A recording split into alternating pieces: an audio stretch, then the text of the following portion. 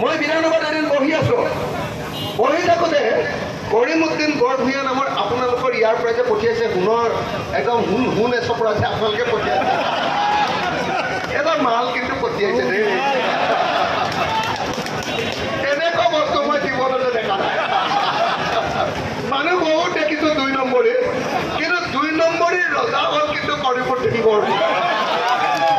কৰিমউদ্দিন বৰভূঞা মই এনেকে বহি আছো নহয়, মোৰ কাষতে গ'ল, কৈছে অখিল ভাই আমি মুছলমান মানুহ, আমি বিজেপিক ভোট দিলে মানুহে গম পালে আমাক খাই পেলাব। আপোনাক কোনেও সন্দেহ নকৰে অখিল ভাই, আপুনি এবাৰ ৰাজ্যসভা আপোনালোকে বিজেপিক ভোটটো দিব নেকি মোক সুধিছে। মই ক'লো কি কৈছে আপুনি?